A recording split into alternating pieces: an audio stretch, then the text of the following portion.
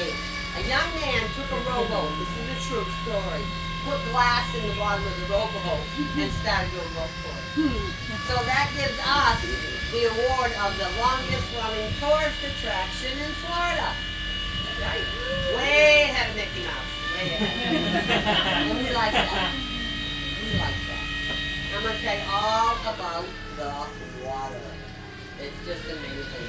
These springs put out 850 million gallons of water each and every day. The springs pump 24/7. That water travels over 500 miles. We are on the Silver River. This river runs for about 5 miles. It hooks to the Ocklawaha River. How's that for a mouthful? Well, then the Ocklawaha River runs 100 more miles till it reaches the St. John's. And then the St. John's River runs 400 more miles all the way up to Jacksonville, Florida, and spills out into the Atlantic Ocean. So, a long, long travel. And you can see how clear this is. Isn't that gorgeous? Well, that clarity got the attention of filmmakers back in the day. They made actually over 100 movies and TV shows right here at Silver Spring. So the first spring we're going to see is called Spring of the Stars. We had people here like Doris Day, James Dean, Burt Reynolds, Jerry Lewis, Johnny Weissmuller, Tarzan, Tarzan the Ape Man. They made 6 Tarzan movies right here. And this first spring is called Spring of the Stars. Now what you're looking for, you look down at the springs, you're looking for what they call the vent. That is the opening where the water comes out right there. And sometimes you'll notice little pieces of stuff get pushed out. Looks like a little cave down there. Do you see that? Well, what the filmmakers liked the best, of course, was the clear water. But also the natural lighting and the depth. The majority of these springs are about 20 to 30 feet deep. So they could get in and out real fast with their equipment.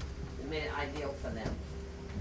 And the first movie ever made here was way back in 1916, and it was a black and white movie called The Seven. Way back. How about all those fish? There's a lot of fish here. About 32 different kinds.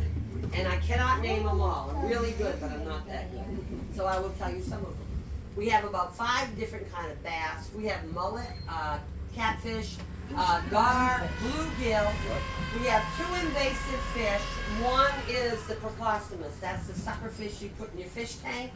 Eats the algae. The second would be the blue tilapia. And you'll see those everywhere. That's invasive? They are.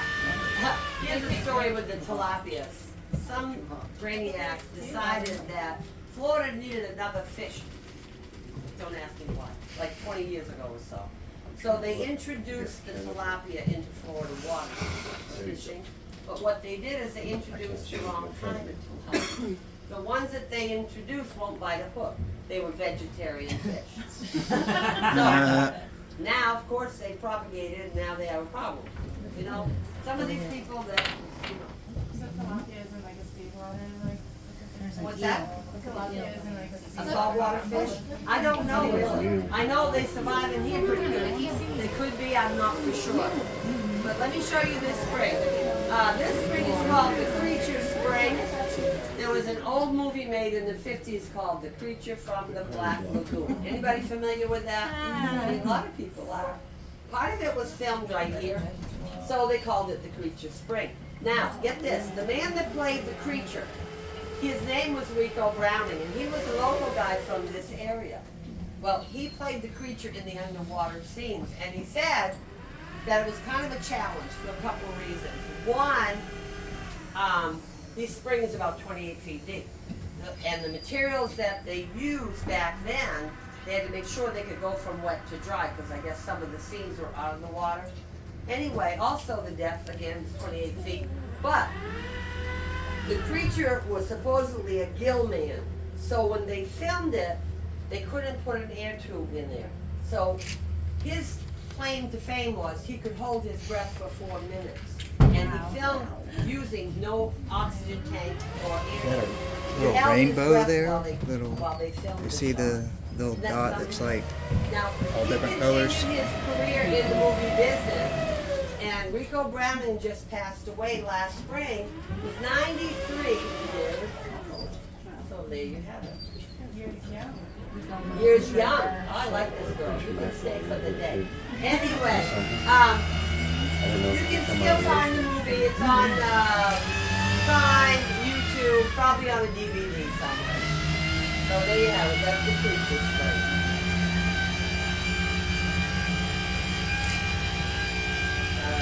Now I'm coming back in here. Now I want to have you guys watching out back here because I don't know if they're still here, but there were a couple of manatee back here this morning, and I would love to show them to you. What I don't want to do is hit them with this boat. So you folks up front, if you see something that looks like a big fat gray baked potato, give me a heads up. There's 2 of them here, and I hope they're still here. I want you to see them. We don't see them now. Are they right there? Oh yeah, I saw it. He's up. Oh wow, yeah. See why I'm creasing right here. And right in front of the boat, there's 2 of them right there, guys. And see, manatees, the biggest danger to manatees are bones. Because they swim right shallow under the. You're right on top. You're right. They get knocked by Yeah, bones you're quite a almost bit. on You're on top of them. That's fine. Okay. My You're boat's clear. not in gear, so we can float over them. I'm not gonna hurt them. Oh my God. But I want We're you gonna- all to oh. You don't get to see this very often. That's awesome. Oh. Wow. There's your wow moment. You're sleeping. Wow. That's why I told you, stand up and you look around. See him sleeping. There's your boat props where they got hit by props and back to the scars. Look at that. Wow, they are laying there. They're probably having a nap.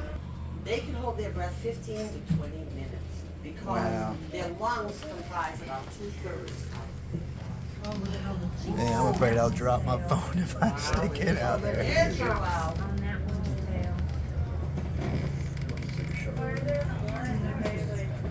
Oh, he's moving. Here they come. There they go. There's plenty of manatees. We see sometimes more or less. This time of year we don't see as many because manatees are migratory animals. We'll see more between November and March when the water gets too cold. They all migrate here. Oh, yeah, there it is. Wow. That's awesome. Oh yeah. Oh man, there you go. I wanted to show you this spring up in front of us, but I also can't get too close to them. I don't want to. But the spring in front of us, you can see part of it. Snowstorm spring.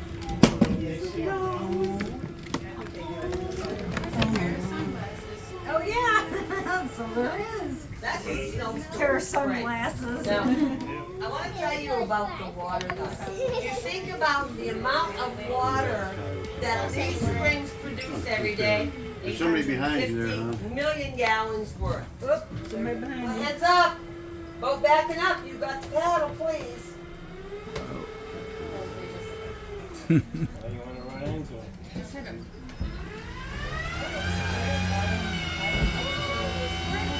That's another invasive species. They're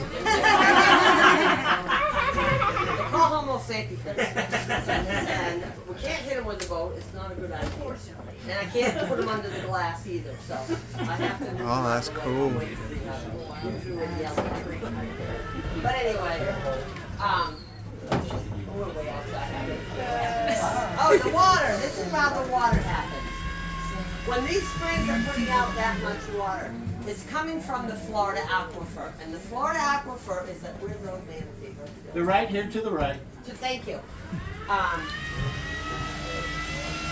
Oh, I see them now. Good, I'm away from them. There they go. Oh, they have fun. Oh, they're coming up one more time, maybe, maybe not.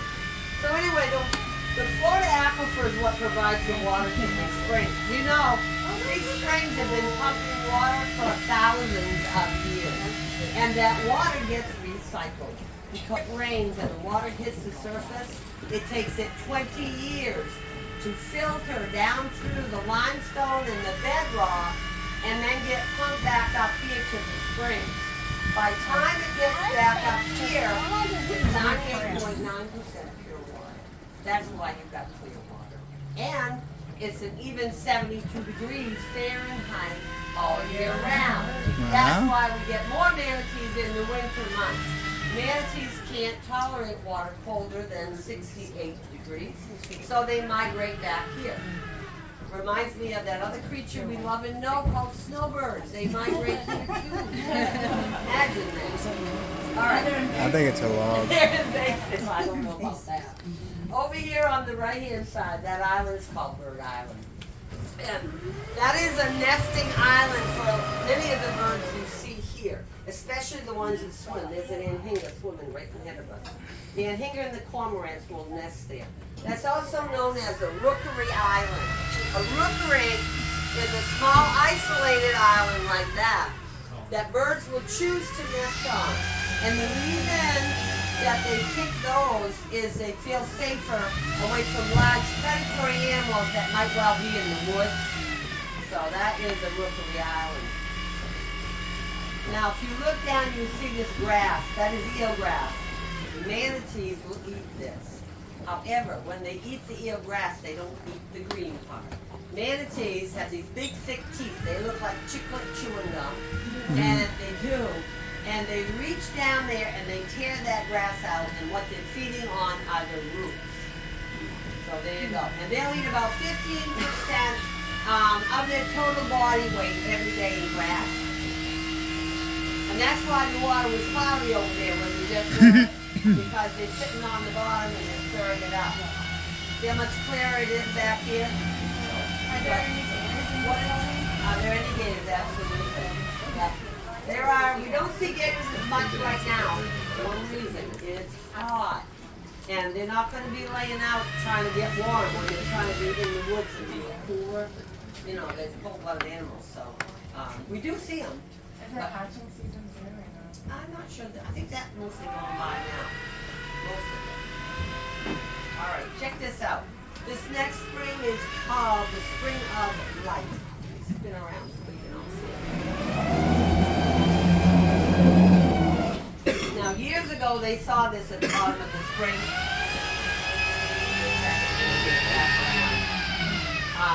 Looked like dinosaur bones and a funny-looking log plank thing. So they called up the University of Florida. They came down and examined it. You should be able to see it under the glass.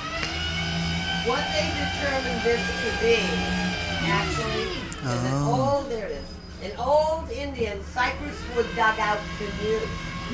And it happens to be 500 to 600 years old.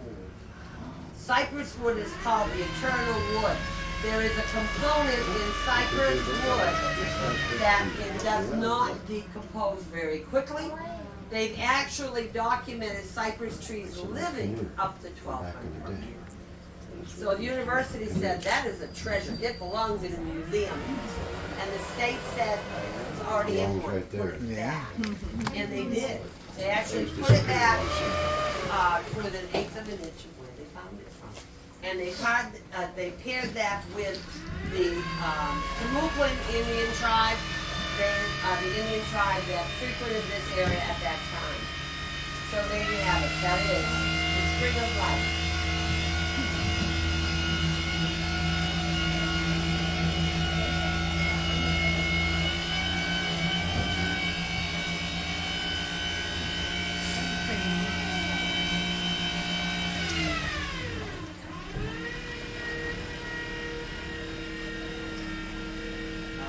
This next spring is a beauty.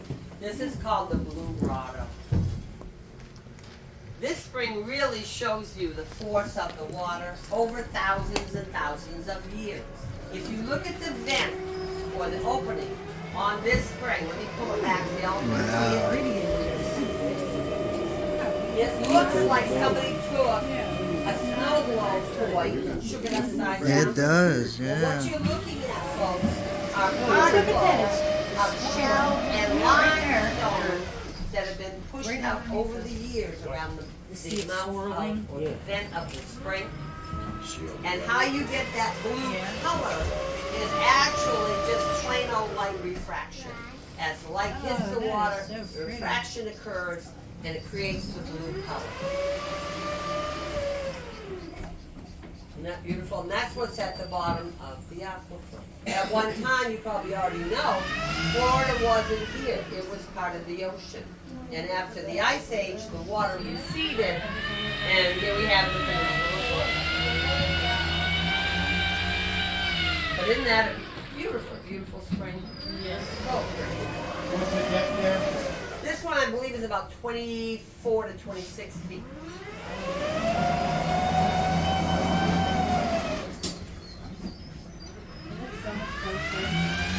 I can get a picture. You know, you take pictures. I did too. So you gotta just remember how pretty it is. They don't do it justice as actually just seeing it.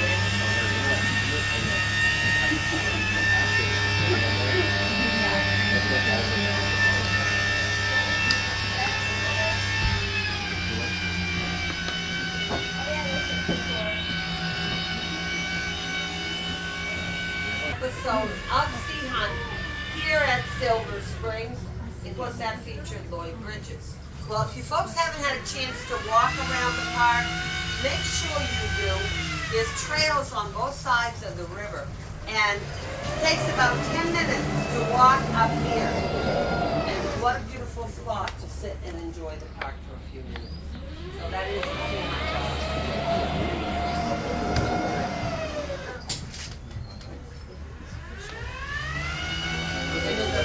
Whole bunch of turtles over here on the left-hand side as we came by. There's something swimming right over there. What was that, a bird? I saw it over by the dock. Probably a cormorant on the window. I'm gonna look for a minute. There was a river otter here the other day. I think that was a cormorant. They didn't come back up. It's really a silly answer, but it is the truth. Only because I Googled it and they told me so. What you call the group of turtles is a bale. A B-A-L-E. And they call it a bale because it's stacked together like a bale of hay. So there you go. Now over the years, there's been many different owners here. And actually ABC Studios owned the park at one time in I think the 60s into the 70s. Well, in the early 90s, there was a lot of competition for theme parks in Florida. The owners at that time were trying to generate more interest here.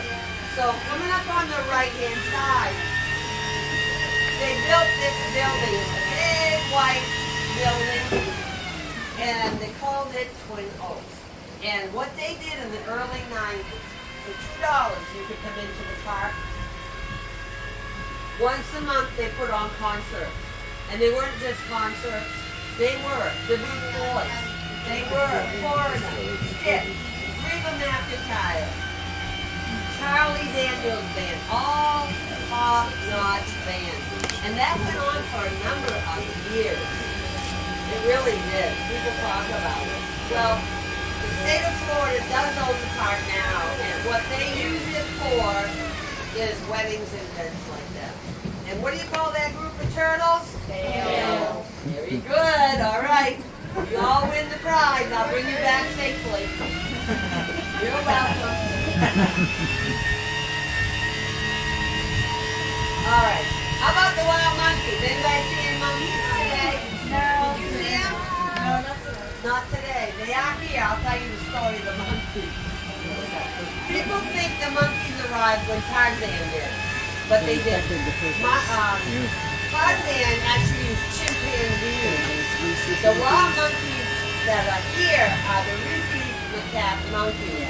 And they were introduced here on purpose in 1938. A tour boat operator on the Silver River wanted another attraction.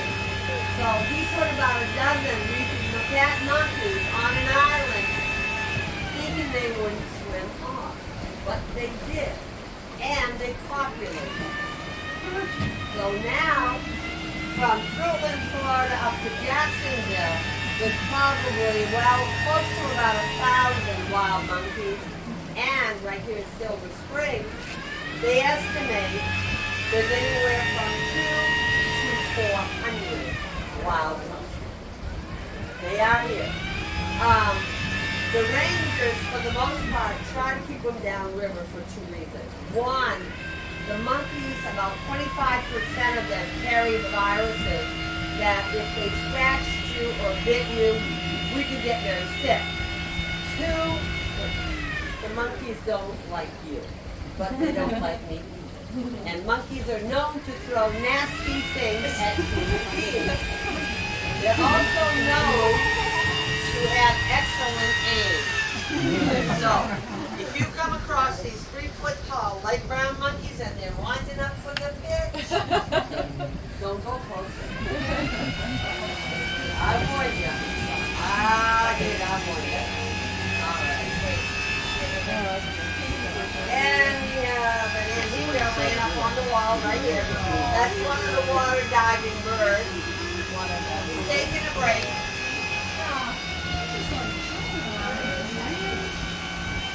All right, who's up for 5 years? Good luck, Poseidon.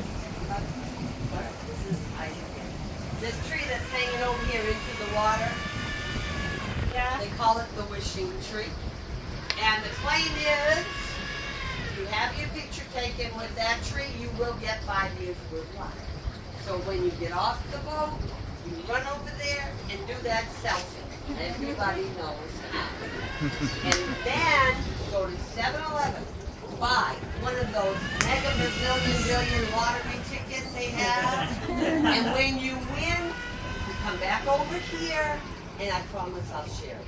Alright, how's that? I'll be here tomorrow, so go ahead. We'll see. Alrighty guys. We're almost at the end of our ride, but this is truly the beginning. This little basin is where the Silver River begins. And what I'm going to show you next is what they call the head spring. This is the largest spring here in the Silver River. It's also one of the largest artesian springs in the world. This spring will put out 550 million gallons of water on its own every single day. It's about 60 feet wide and about 55 feet deep. So here it comes. Yes, ma'am? Does any of the water here get bottled?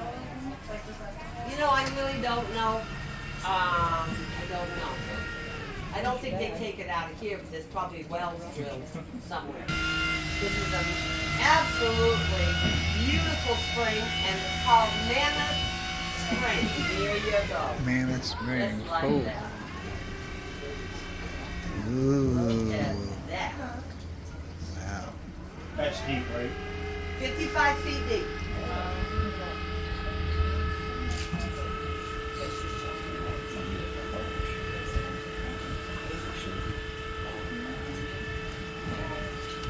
Now, if you look down there, some of those garfish I was talking about, the alligator gar, they got a long, pointy nose. You may see a couple of those down there.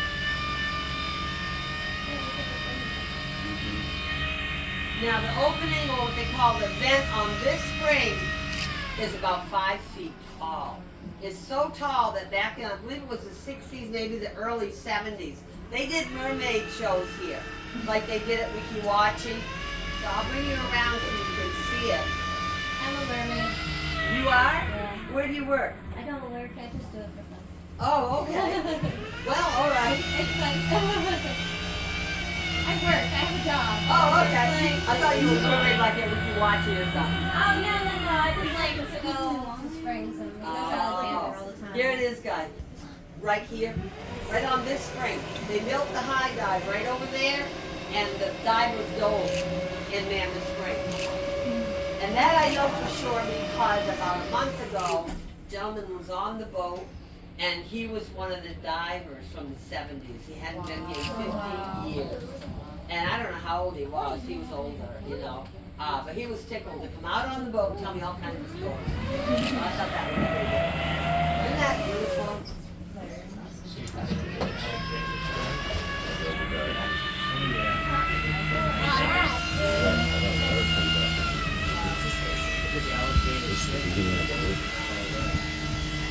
There you go. I got fresh drinking water. How you doing? Now we'll go back to the movies one more time. The James Bond movies. I know most people are familiar with James Bond. You know they made 4 James Bond movies here. One of them in 1979 called Moonraker.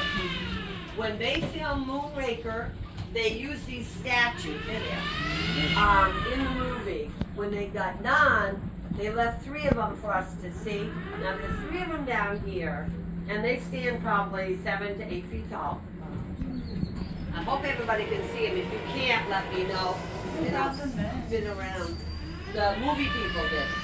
They've been down there since Oh, there they are. 1979. Wow. Now they look pretty good, don't they? They do. 2 things. One, they're made out of fiberglass. And 2, they get a bath once a month. Once a month, which was this morning. The divers came out and they scraped all the algae off of them. So there you go. Especially showering.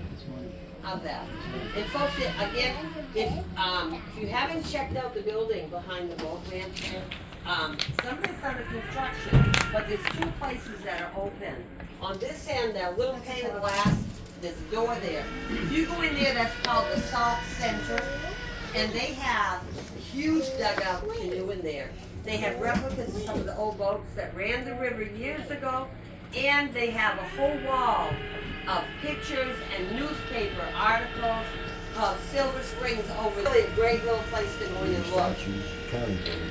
On the other end is the Discovery Center, and in there they have a terrarium, they have some aquariums, they got the creature costume and the statues, but what they also have is Captain Oscar. Now Captain Oscar ran these boats for 54 years, way longer than I ever will. And he just stopped running the boats about 6 months ago. Now he runs that center.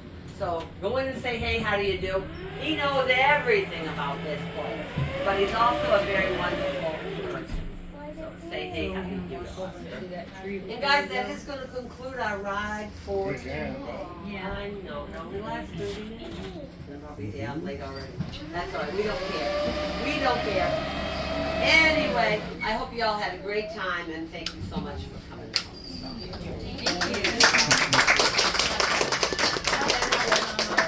Well, thank you. I have one more thing for you, though. If you had a great time on the boat, there is a 100-year-old tradition here at Silver Springs. There you go. Thank you, sir. That glass happens to be the world's largest tip jar. So feel free to place tips and gratuities on the glass. Thank you. And I'd be very thankful for that. Now, if you would like to participate, you didn't bring cash, I have Venmo and Cash App as well. Thank you. 1 second. And we all kind of laugh, it is funny. But captains do work for tips, a lot like service providers. So, again, I'm very thankful. I'm sorry? Do you want, I have Cash App, if you want that. Which one do you want? From that. Which one's better for you? There you go.